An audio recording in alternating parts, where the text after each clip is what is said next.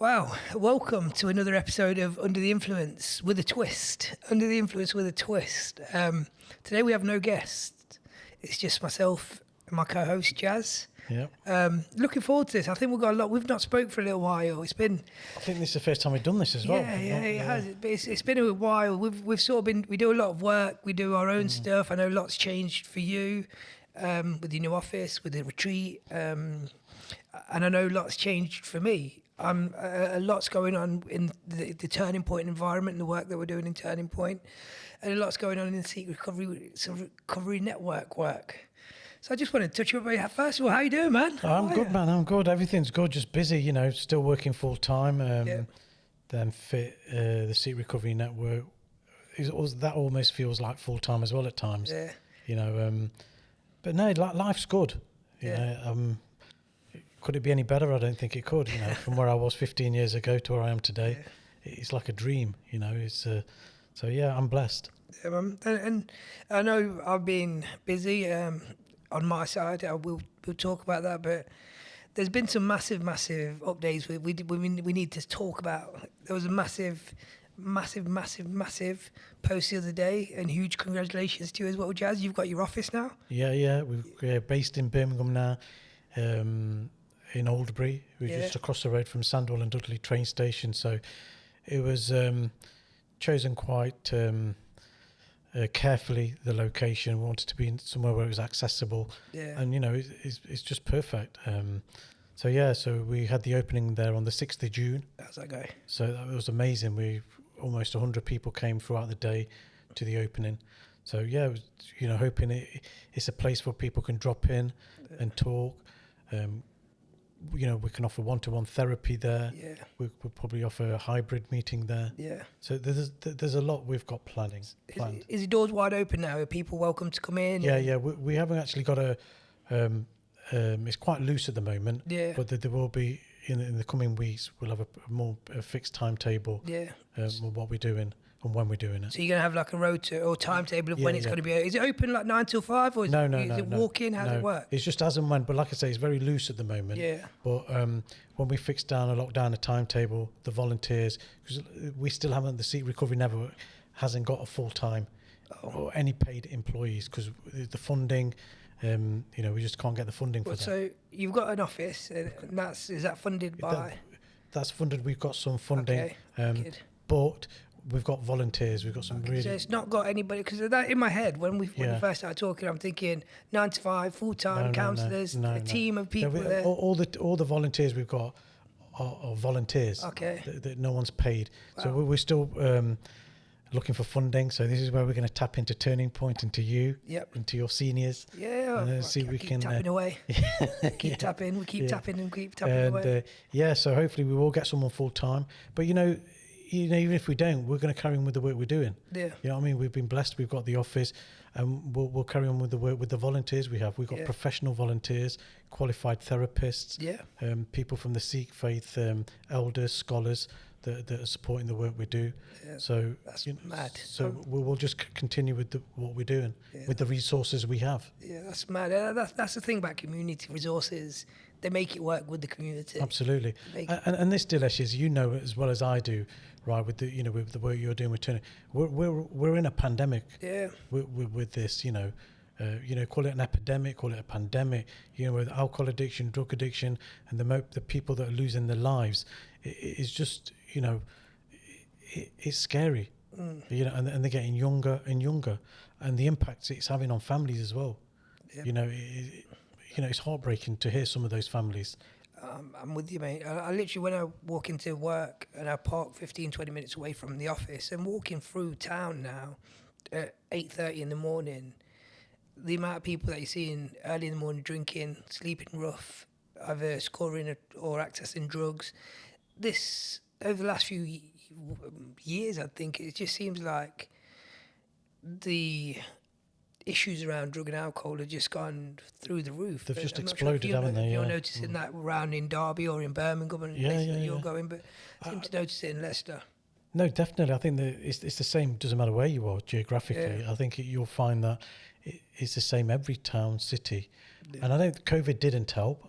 Yeah. And I think some people are just realizing that the effects of COVID, because it's still ongoing. People are struggling then, but it's kind of carried on with their alcohol levels going up. Yeah. Turning to other substances as well to cope. Coping mechanisms. But yeah, we found that it's quite scary now. The increase in alcohol and drug dependency. Yeah, mad. It's and I guess that's why you've got your service and you've got your office now, so you'll be able to run them groups there, and people can just walk in, local or national. National. Anybody So can walk in. the Sikh Recovery Network, it's national. We're supporting people from all over the country. Yeah. From so we've had clients from Glasgow, Yeah. we've had people from Exeter, from all over the country. But where obviously the Punjabi Sikh community is, like in Birmingham, Wolverhampton, Walsall, all those areas, West Midlands, it made sense to have the office there. Yeah. But also the people coming from London, so obviously the big community in Southall, Hounslow, Slough, so we get a lot of calls, people reaching out from those areas. But there's a train that comes direct from Euston to Sandwell and Dudley train station, so that just makes it more accessible for those people.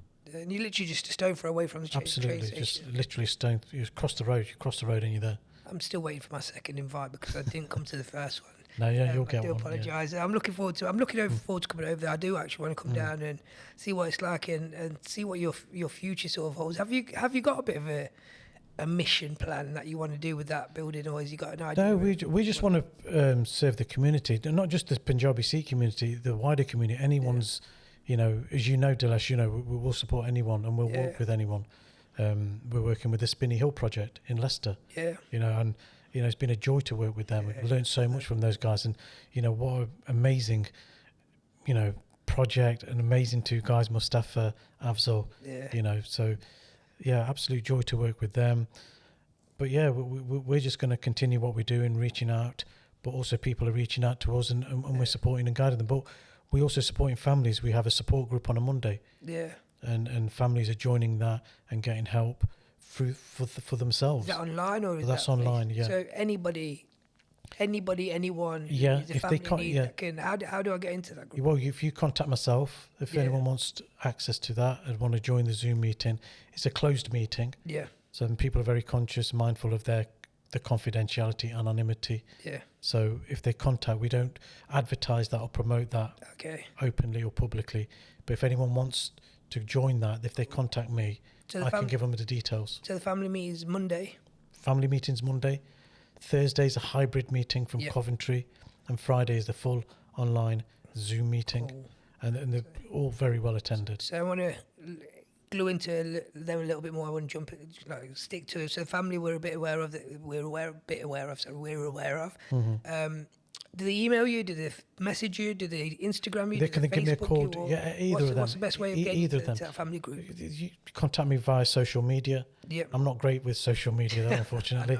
But they can ring me directly on my number, which I'm quite happy to give. It's 07830 525 756, and it's all over social media as well. And we'll whack it. We'll put it on the comments as well. So we'll put it on the description. So anybody that needs family support and wants to join a meeting to get family support, you can contact Jaz. He'll give you the details and get you logged in as soon as possible. I know, this man is a busy man. And the amount of people that said, I'll try contacting Jaz last week. I'm like, give him a moment. I do try and get back, and I do want to apologise for that. It's sometimes, I'll be honest, don't always manage to get back to everyone. So I do honestly want to apologise for that.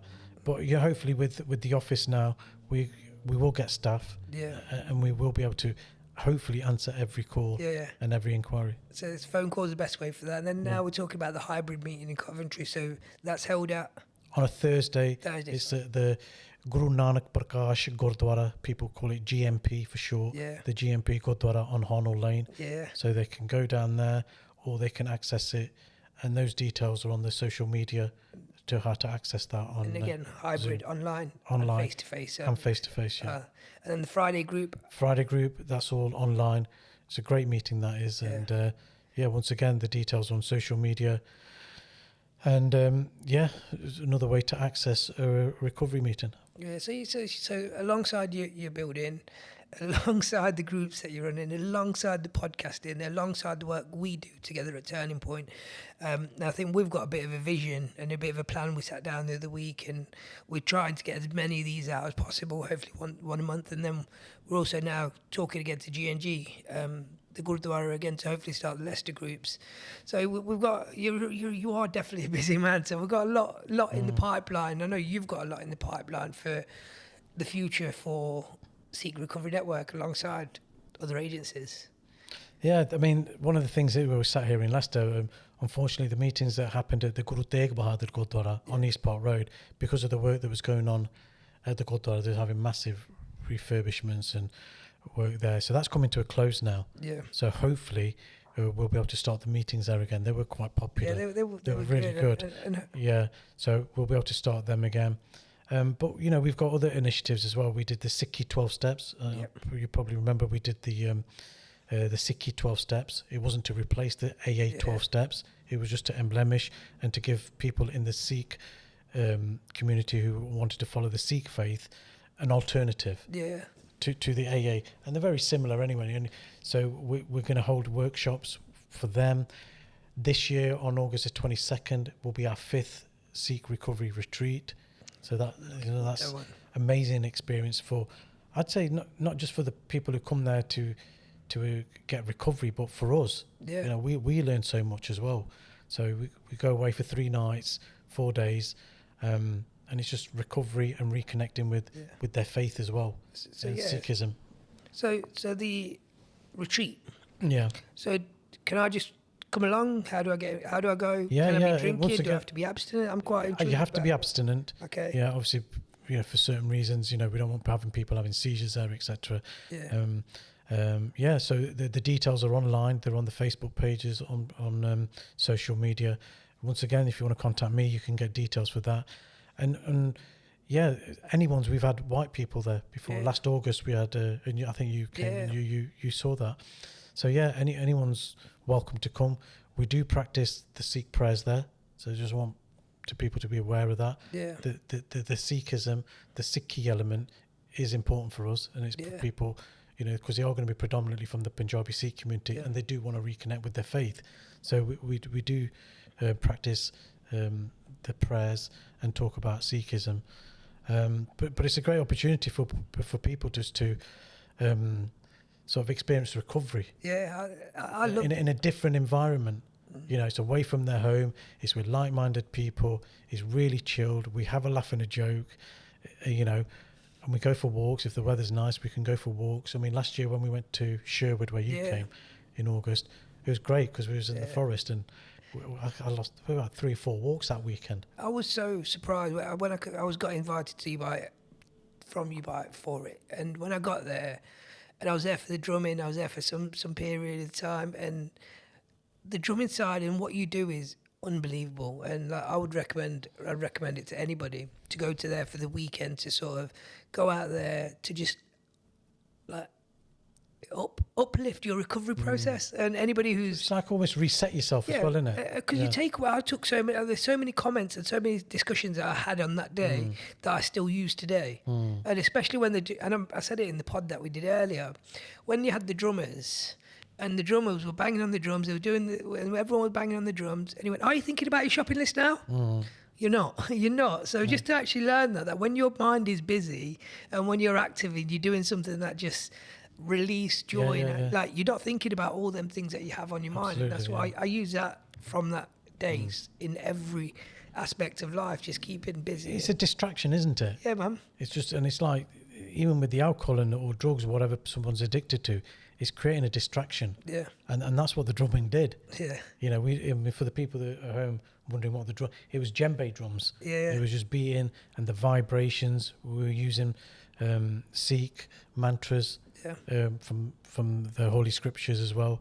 So it was just great. And it's like I say, you know, we get a lot from it. The facilitators, we enjoy it. So the next one, I think it's in a few weeks, isn't it? Yeah, 22nd of August. Is that fully booked, or can you still get on? Yeah, you can still get on there. Wicked. Still a few places left, and that's in Shropshire, in Telford, in Shropshire. and I'll be there on Friday. I'm spending the whole day there this time, brilliant. so I'm going to promise I'm there for the day on Friday, because this time it's Thursday, Friday, Saturday, isn't it? Thursday evening, we people coming in, start coming Thursday evening, and all day Friday, all day Saturday, and we finish midday Sunday. Oh, wicked! And that's food included. That's, Food included, accommodation included, all the content. Yeah. Yep. And how do I know I'm just turning up. But how once again, it's all the details on Eventbrite. Yeah, So it's just to just make it easier Eventbrite. for people. It's all, and it's £150 Yep. for the 3 nights, and that, like I say, that's your food, it's accommodation, all your content. So literally, all you got to turn up with is your. Yep. So what we'll do again, I will leave the Eventbrite link in this. Yeah. We'll leave the Eventbrite link. We'll leave your Facebook page on this, and then anybody that wants to have a thought about it or even interested in wanting to know more, I've dropped Jaz a message or just book on Eventbrite. Yeah. And I think Jaz said it to me the other day when I was talking about it. He was like, "Oh, just book on Eventbrite. Just go direct. It's the best way." Yeah. It has all the information on there, and for the cost of what it is and what you're going to gain out of that weekend away. I mean, I've said to families, and when you consider how much you're paying for a rehab, a 28-day program, you're talking 8-9 grand sort of averages now. Yeah. Right. And that you break it down, you're probably paying 300 to 350 for a day, and you're paying 150 for 3 nights, literally for So it is worth it. So let's, for example, if I was a binge drinker, or if I was snorting cocaine at the weekend, or if I was non-dependent, but I still had use in my life and it taken over my life, could I still go to that retreat if I wasn't using on that day, of course? Yeah, if you haven't been using for a few days, I'd say at least 7 days. Because we want people to get the full benefit of it. Yeah. Right? They don't want to be withdrawing while they're bloody sat there. Yeah. Right? But it's what you want. If you want to be abstinent from alcohol and substances from your life, then yes, there's a place for you to be. And especially if you're from the Sikh faith, if you want to reconnect with your faith, then you're going to get up in the morning, do your prayers. In the evening, you're going to do your prayers.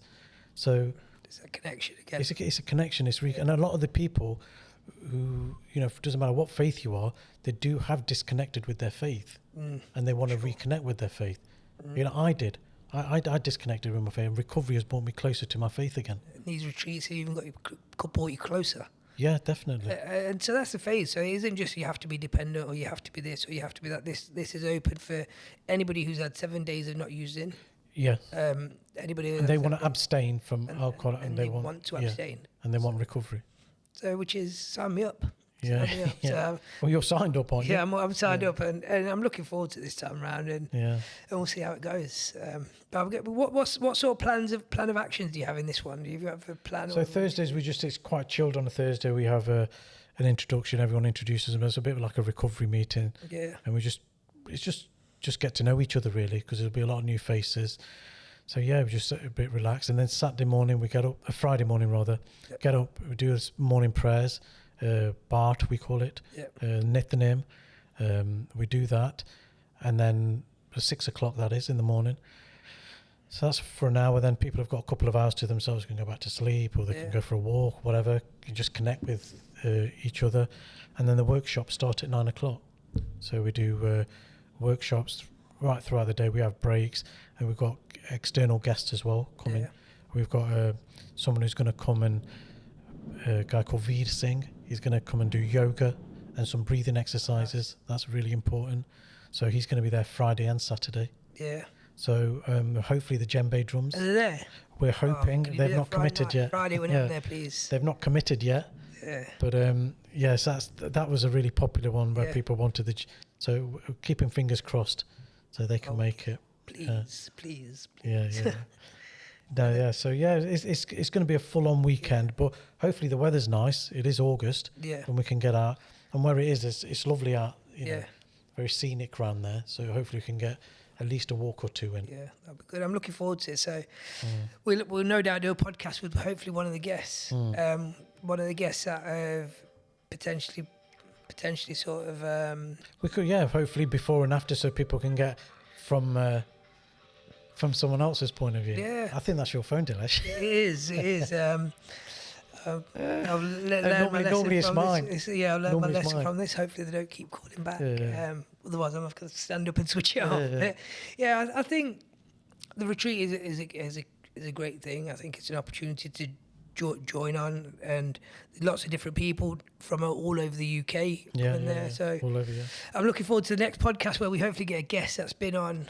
Yeah, I mean, if you're going to be down there, I'm pretty sure some people will say that they'll happily do a podcast. Yeah. But it's just providing tools for them, Dilesh. You know, with what you do at Turning Point, you know, different workshops, different initiatives, and it's the same with us. You know, the retreats have proved really successful. And last year when I did the first one, as I was really anxious, there was a lot of wondering how it's going to go, and it was just fantastic, the feedback we had, and not just feedback from the people who came to them. It was from the families. Yeah. When they went back, they said they were different. I mean, don't get me wrong, some of them relapsed, but what they learned there, they can use. Yeah. Some of the tools they gained, some of the literature they had, you know what I mean? It really benefited them. And I hear you're franchising already with the retreats. You're becoming franchised with the retreats. So was that good? Spinny Hill Recovery have also franchising out. Yeah, and they're doing it themselves. Help them, with their itinerary for their retreat. We were there for a session with them, and that was a great experience as well. And that's what I love about this. I love about that you've gone and created something, and it's been that good in your first year of doing it, in the short space of doing it, that other people are repeating it. Yeah. I think that's when you realise that, when somebody's copying something that you do, that's when you realise you're a success, or it's a success. Yeah, and it's really nice the way the Spinny Hill, the guys, Mustafa and Afzal, have approached us. And it's just replicating what we're doing and they're doing. And it's great because it's recovery, isn't it? It's helping people in their community, and that's what recovery is all about. And that's what I find real difficult with the work sort of we do and the environment we run. It's like communities seem to be very... we say they want to connect, but they seem to be very disconnected with others. And it's great to actually see that, like the likes of Spinny Hill Recovery and Sikh Recovery Network, Muslim faith, Sikh faith, actually join together and work together. You work in partnership all the time, and I see that your future is growing together. And I guess the partnership work that you do with Sikh Recovery Network, alongside Turning Point, Sikh Recovery Network, other organisations nationally that you do, I guess that's like a key aspect of your work. No, absolutely. It's, together, you've got to work together. You achieve more if you work together. I mean, we've got to tap into your resources. You tap into our expertise, and that's how it works. And that's, we've grown not just through our own knowledge. It's by gaining knowledge from you, Spinny Hill, other services, individuals who are in recovery. We've learned a lot from them, and have been able to apply that into what we do. So, this isn't, the Sikh Recovery isn't just what I've created, because I haven't. We've got a great team now. Baita Sim Singh and Kamaldeep Singh, Samra. They've helped enormously with the retreats. I wouldn't be able to do them on my own. So we're blessed. We've got a really good team. But for like the Spinny Hill project, like you say, from the Muslim faith, they approached someone from the Sikh faith to help them, and we was only happy to oblige and help and go there and spend an afternoon and do a session with them. And I think, and what we've learned is there's so many similarities. And this, you know what I mean? And why not? And growing up as a Hindu kid, and no doubt yourself being a Sikh, sort of, we was always told that this person's this because of their religion, and this person's that because of the beliefs, and same with Sikhs are like this, and Muslims like this, and Hindus like this. You hear that a lot in growing up as being a child, or you hear that a lot within communities, not having faith or belief in the other community because of their religion. And this sort of work that we've done is just showcase that all them discussions and them talks and that hate or the sort of disconnect from the other communities. It does connect. It connects really well, and it works well. And no matter who or what we are, we're people in the end. And no matter what your faith is, that we all are willing to support anybody who's finding life difficult. I absolutely, Dilesh. I couldn't agree more. And I think, me personally, I think it doesn't matter which faith you look at, right? The core of that faith will be humanity. Yeah. You know what I mean? It's at the end of the day, it's humanity. Yeah. Yeah, and sometimes you have to. Well, you have to look beyond the faith. Yeah. You know, and it's you know, I know my religion, my faith teaches me that we must recognise the human race as one. Yeah. Right, and that's what we do. Well, that's Yeah. what I try and do, and hence when Spinney Hill, Afzal, Mustafa reached out, I was only too happy to help. Mushtaq. Sorry, Mushtaq. Credit that before he gets upset.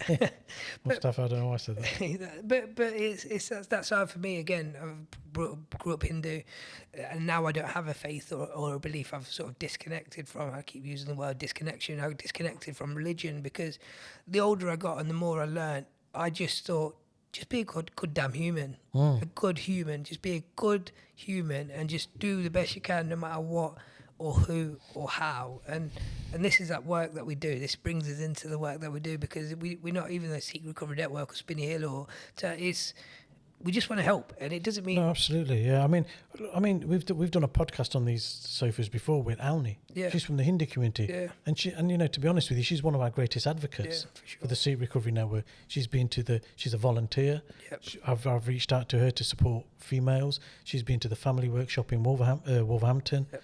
You know, so it just goes to show we're working with the Hindu community, Hindu yourself, with the Spinney Hill project. Well, you know, we want to spread the word of recovery. Yeah. Doesn't matter how. So it's not fair, and that's why a lot of people probably hear Sikh Recovery Network. But the Sikh Recovery Network, I think a lot of people, the Sikh Recovery came about because there was a gap in the existing services, you know, and forgive me for saying this, even with the mainstream services like Turning Point, for sure. They weren't culturally empathic. Yeah. They didn't have that you know, people were going to the mainstream services and they weren't getting the cultural empathy, or they weren't getting that cultural identification. And when people reached out to me and said, and then we thought, you know, why not? You know, the Sikh Recovery Network came to mind. We started doing the meetings in the Gurdwara. You know, that was a massive breakthrough. You know, breaking down barriers in itself. Having an AA meeting in a Gurdwara, and then having 2 Muslims also attend. And having the Muslims. We've had everyone attending the Derby one, and in the Southall one. You know, and Birmingham was inspired by this. Leicester, Coventry. You know. And these are happening up and down the country now. We've got the Zoom meeting. So everyone can still... So anyone can jump on it. I think you said something earlier, and you said about treatment service not being good enough as such. I didn't say good enough. Not good enough. No, not good enough. I lost for words, but you said not being culturally sensitive, not being culturally appropriate, and not doing enough. And I know the key factor of my work...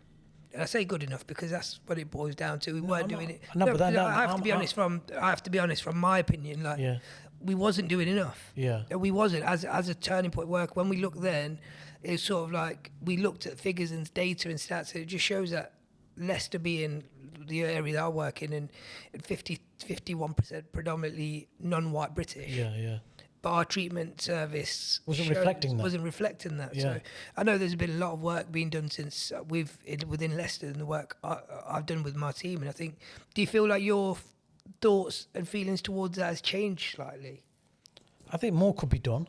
Yeah. But I know with the stats you've just mentioned, I know before we came on, you know, onto the podcast that you mentioned over the last, was it 48%? Since 2021. So since 2021, our treatment in Turning Point for Indian alone has grown 48.8%, and that's every quarter we've seen an increase since 2021. So what I would ask you, so what do you what is that down to? Be honest. I think we spoke about there's a lot of different things. I think we spoke about it earlier. Is that there's more of a need. There's more people drinking. Yeah. I think there's also more different. The culture within Leicester, a lot of people are quite new to the UK, and I'm a big believer that a lot of people, and we talk about the Daman community and we talk about the Sikh community. I'm a big believer that if you've lived in another country and you move to the UK, and you don't literally start again as a British citizen. No. You just live in the lifestyle and pick up everything you was doing back at home and bring it here and plonk it here and start fresh. And I'm a big believer in that. So we've had a lot of people come from different sides of the country, all over the world, that may have just picked this behaviour up and then doing it exactly the same way. We talk about the Daman community, and from what I know, is that I know the Daman community in Daman, the fishing lifestyle, it's the environment is going out and drinking on the streets with your friends and enjoying life after you've been working long hours on the boat and fishing and then going home. But with the Dublin community coming to Leicester, they've just literally picked that lifestyle up and brought it along here. And street drinking. Now we talk about street drinking. It's a bad thing. But however, a lot of the people that have just brought that over to here and around the Belgrave area in Leicester, it's just their lifestyle that they lived in Dublin. They've just picked it up, and easy to access alcohol. Easy, they're working all in the same sort of environment. They're working long hours in factories, and I'm not saying all, but a large proportion are working long hours in factories with their community. Finish work, they go out, they buy a few tins, and they sit on the street. So so a lot of the work and doing the research and understanding cultures and communities is a big factor to it. And I can't walk into the Punjabi community and just Punjabi culture and be like, oh, they all look like drinking because they get drunk at weddings, and that be my. I've got to understand, and when I understand when I talk to you about the Sikhs, the baptized Sikhs, they don't drink, they don't eat meat, and I've just come back from Punjab, and in Punjab I thought the drinking environment would be everywhere. Didn't see it hardly. Didn't hardly see it, so I'm like really shocked and surprised to see how the environment, the Punjabi culture, has led into the UK and how it's Punjabis drink big. But I think taking it back to your question, I got off the track. But I think it's a lot of different work. It's doing a lot of research within communities. My team is a huge factor for it. Like my huge Leicester have a diverse communities team. I'm the diverse communities team leader. And we have a Punjabi-speaking worker, which we've had a podcast with. We have a Polish-speaking worker. We have a family and carers worker who's also speaks Gujarati, Urdu. The list for Samaya will be long, the amount of language, and she supports in a language need, and she also does events. So we're at every event and all the agencies we're linked in with. And we now just got a new post. We just filled it last week for a Gujarati speaking worker and also an African Caribbean community worker. So we're making progress. Yeah, but that's what I'm trying to say. That's why I asked the question, is because you're tapping into those communities, aren't you? Yeah, for sure. And it's like with the Spinney Hill project, with the Sikh Recovery Network, I'll talk specifically about them and mention them, is because they've been able to go into their communities and say that, yes, if you want a specialist service, in Leicester, you can gain access to Turning Point, and that's why I think it's important that that collaboration is needed. For sure, and overall, the deep down honesty in this is them numbers, them figures, and that increase and that work would not have been able to be done without the partners like yourself, without the partners like Spinney Hill Recovery. So it's not just me saying it's me and my team. It's me. It's not. There's been a lot of different aspects of work that's gone into this to actually progress that and see that change. And it's not only just that was just the figures within the Asian community I've mentioned, but we have also seen other white, which is Polish community, has increased. We've had African Caribbean with a slow increase, but the increase is in the South Asian in the Asian community is the largest, and that's why I just want to grow. I want to keep doing what we're doing. I think these partnerships are important, because, like I say, we tap into each other's resources, expertise, and where we can't help, we can signpost them to you. And you can pick it up and help them, and vice versa. If someone wants to reconnect with their Sikhi and their language barriers, you can send them to, you signpost them to us. And that's why the meetings in the Gurdwara are important, because they're getting a recovery meeting, and then they're connecting with the faith as well.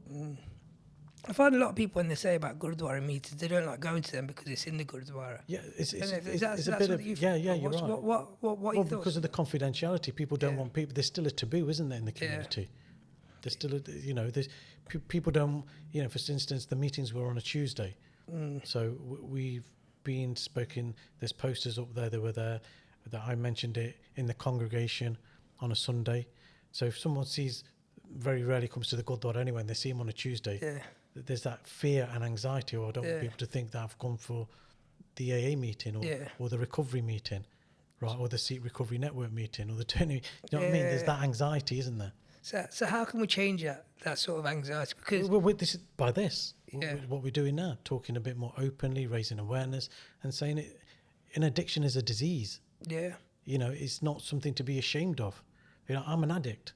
Yeah. I'm recovery. You know what I mean? 15 years, you know, but I'm still in recovery. Yeah. You know what I mean? It doesn't mean that I don't believe I've recovered. I still go to my meetings. Yeah. You know what I mean? I still talk to you. We talk, you know, openly about. Yeah. You know what I mean? And that's therapy in itself. So it's down to the individual, really. We can talk from 24/7 about it, but if people don't want to change, and it takes time. And I'm a big believer in, like, your time will be your time. Yeah. You mentioned now, and you mentioned a lot of clients. I've seen people walk through the door and have like 15 episodes in treatment. Do well, relapse. Do well, relapse, or do well, last for a year, then relapse again. But I think the big part about it is your time will be the time, as long as every time you go into that door and every time you speak to Jaz and every time you speak to anybody at Turning Point, is you just take something out of it each time. Yeah, and even if you get to that stage where you do relapse, you take your lesson from your relapse. And I know you've had relapses before, and no doubt you took your lessons, and it doesn't just fix like this. It's something that you said, it's a disease. It takes a while to work on it. It's mentally, and I believe that you don't become an addict because you just love the fact of drinking. There's a lot behind the brain and a lot going on in the head and your thoughts, and you want to escape. And it's like you said to this. My first drink was 17. My last drink was when I was 39, and I believe as soon as I picked up that first drink, it was in me. Yeah. Right. So and in between that, I had in 2000, I had a year of sobriety. Yeah. And then I did it just on my own will. Yeah. No recovery, no program, nothing. Right. Just did it on self-will, and I relapsed, and it was back in 2009 when I stopped drinking. I was in the madness for years. Yeah. And like you said, I can't even think how many relapses I had, where I stopped for a few weeks, a month or 2 months, a year. But you know what I mean? It's, that's why they say this disease is threefold. It's physical, mental, and spiritual. Yeah. And we have to work at all three of those. Sure. You know what I mean? And that's why I think spiritually, for me, I had a massive spiritual void. Yeah. And I'm going to come back to, and I do come back to my faith, because I believe my faith is kind of helped me and saved me. And I think with this disease, we've got a spiritual, it's a spiritual disease. We have a spiritual void, and it's filling that with something. Yeah, for sure. And I did that with my faith. Some people will do it with something else who don't have a faith, And when you started saying that, my head started spinning. You said mental. And for yours was not faith-based. Yours was, I forgot the word now. You said physical, mental. Spiritual. Yours was spiritual.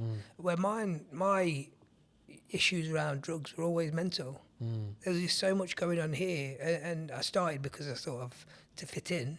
I wanted to just fit in with everybody else, and wanted to be a part of the crowd and join in and be popular, and everybody else is doing it, and that's why I started it. But then when it got a hold of me, it was mental. It was all about mental. I think I still have a lot of issues around still mentally now, where my mum passing at a young age, being brought up by my grand. There's just so much, and I can talk for hours, and these things mentally played a part on me, and I'm not saying that's the reason for my addiction, but there was also my lifestyle, where I was doing some really stupid stuff just to fit in, as I mentioned. So these things together, where I was trying to be popular, I was trying to fit in, I was trying to be Jack the Lad, but reality of all of that was trying to escape what was going on here. And I was exactly the same, Dilesh. Yeah. Mine was mentally, I was always people pleasing. I was always chasing to be something and someone. You know what I mean? In my addiction. And what I'm doing today is what I was, chasing in my addiction. But I couldn't do it because I could never stay. Feels so good now. Hey? Feels so good doing it today. 100%. I mean, just waking up sober, travelling on the train today to come into it feels good. Yeah. You know what I mean? It's a blessing. Yeah. It's a gift. Yeah. But yeah, so, it was mental, and that physical obsession, your body wanting the drink, craving the drink, and when you're coming off it, the withdrawals. Yeah. It's you know what it's like. It's horrible. Yeah. You know, but the spiritual thing, some people forget about that. And I think for me, sometimes I even put this down to emotional. Yeah. Because it is an emotion-based disease. Yeah. Because we're fighting with our emotions. Yeah. You know, I still have those same feelings and emotions today Yeah. that I had when I was in my day, but I just know how to manage those. Yeah. And that's the key, is knowing how to manage them. Today, what recovery's given me, my meetings, people like yourself, you know, even the Spinney Hill project, you know, Mushtaq. Is it Mushtaq? Yeah, Mushtaq. You got it right, Mushtaq. Yeah. Enough said. And Afzal, some of the tools I've gained from all these people, you know what I mean? I've not just pigeonholed myself into one. Yeah. I'll go out and, you know, in COVID, I did a smart recovery. And I learned so much from that, you know, and I ain't afraid to learn something new.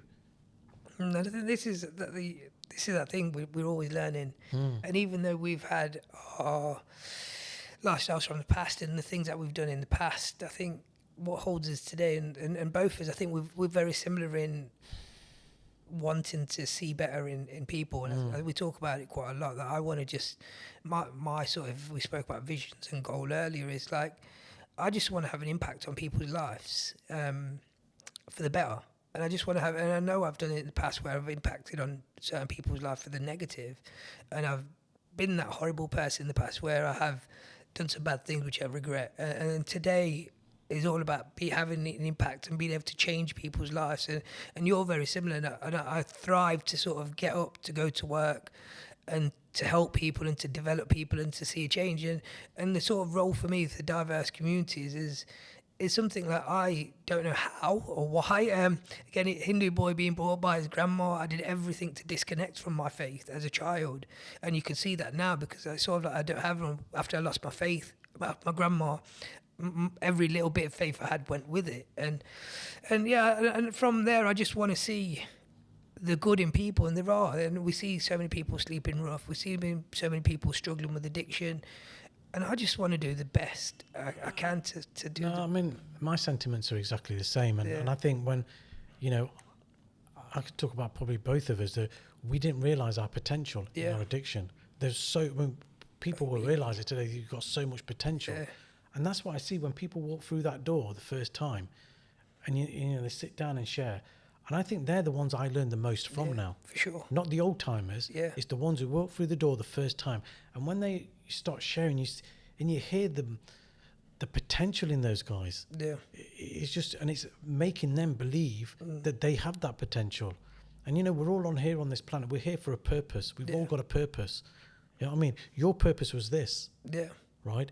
And maybe my purpose was this. But it's just absolutely having that realization and acknowledging it, even that spiritual moment, that spiritual awakening. For me, it was a spiritual awakening. Yeah, it was. You know, what am I here for? Yeah. And this I believe this was my purpose. Yeah, it's quite strange because both of us in that same environment where we're not just working to help people. We've got other roles in life. With me, with running the gym, and family, and with running work, and then Sikh Recovery Network, and we've both got families, and it's like, again, you said it was like, man, that's what we're here for. And that's what brings us joy. That's what brings me joy. Yeah. Like, and to sort of swap it over and being a team leader and not being actually get to see so many clients face to face, it's hard. It's hard sometimes. But I think now my vision and my goals, I was in that role, and there was certain parts of that role I was just like, I'm not going to be able to make a difference. I'm not going to be able to make a difference. And I think my sort of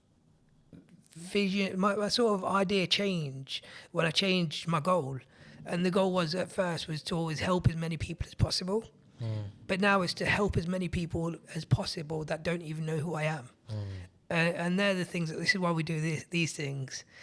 This is why we do the work, and this is why I want to lead the team that we have in Leicester to just be able to go out there and do the work that they do in confidence. And my team right now is amazing. They've been, and I talk about that percentage increase. That isn't me, all me.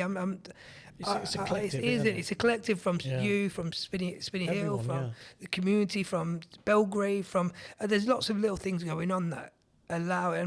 And my team is just unreal, man. And they go out there and they work, and they do that face-to-face stuff, and I hear all the positive, like Sadaf taking on Poppy clients, Sadaf then going over to Spinney Hill, Samaya then working with the family, running the 5 Steps family group, Samaya doing Gujarati assessments, Samaya doing stuff at Spinney Hill with the assessments, Samaya's going to start the Reclaim group at Spinney Hill.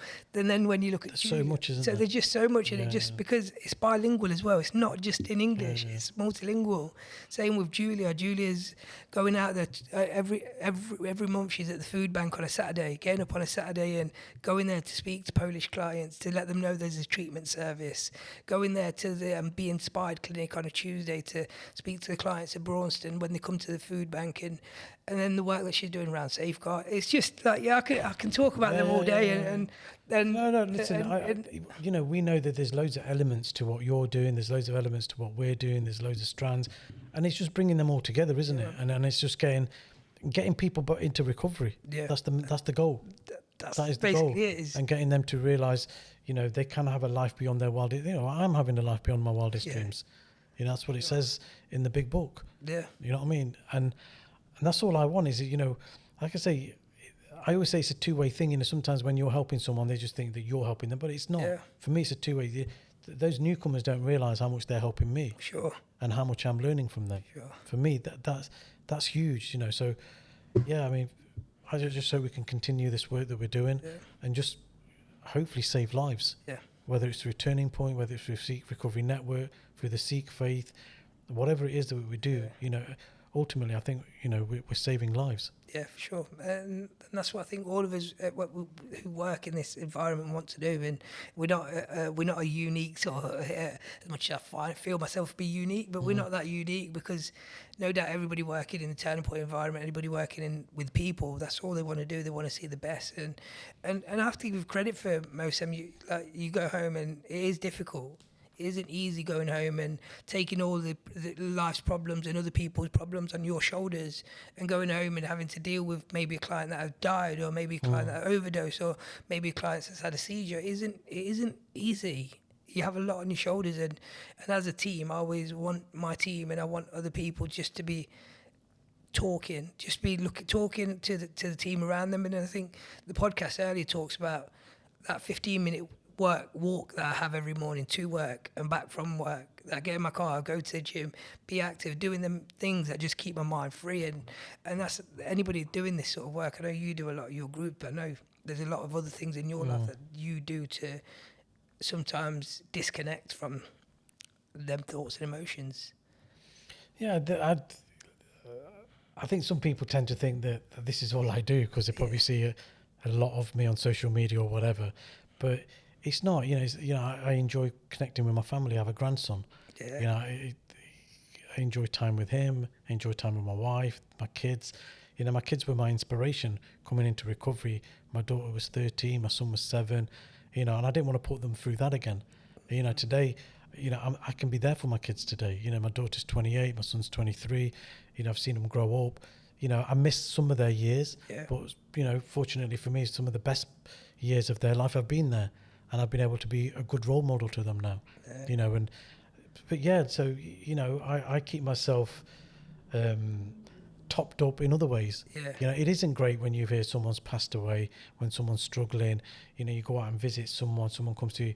You know, it can be quite draining sometimes, because you know, when you've been visiting someone, or you're giving a big part of yourself away as well. You know what I mean? And you need to sort of top yourself up, and I have to get therapy. I have to speak to someone. So, but you know, it's okay. You know, we're doing God's work.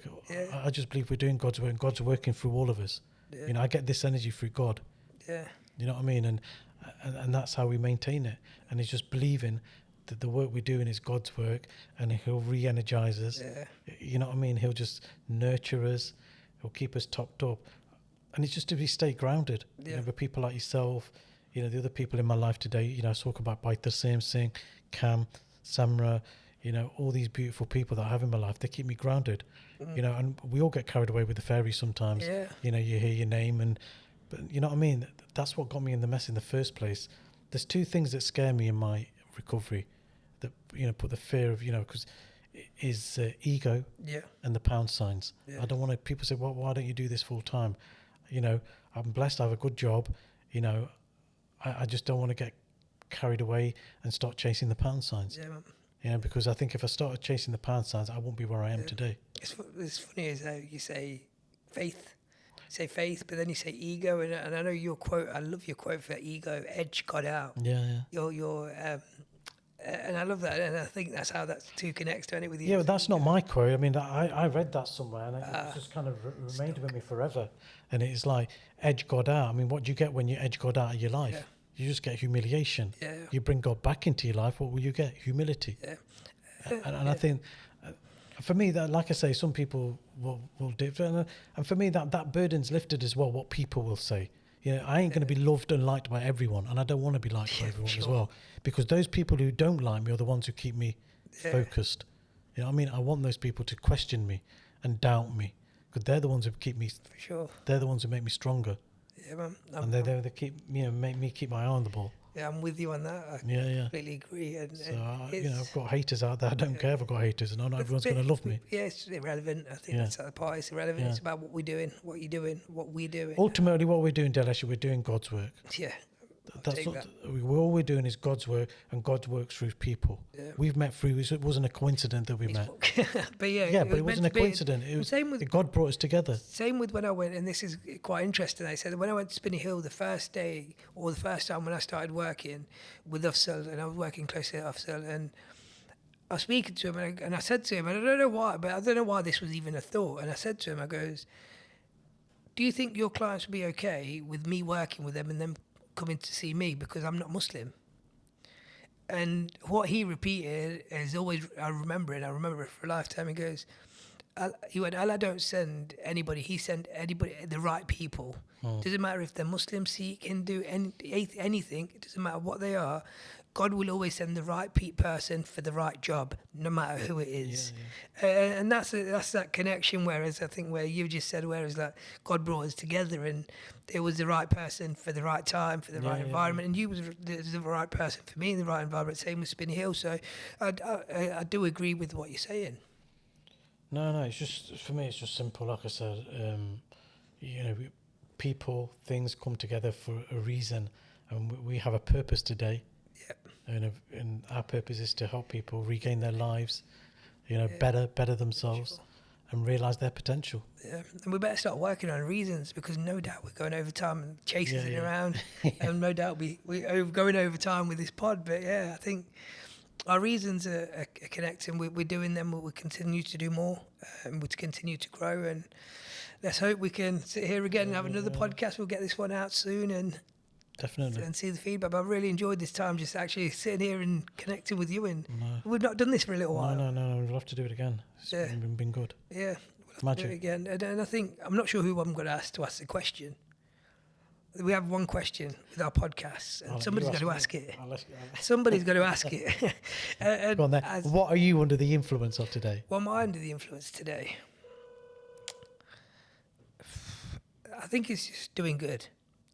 I want to do good, man. I've done some bad things in the past. I've done some, not huge, like murder or this or that. I've done some bad things where I've been nasty, man. I've been with my mouth, and more so with my actions. It's some with my actions as well. But I think for me, it's just about doing the right things, doing good, being better, helping people be better, and progress other people.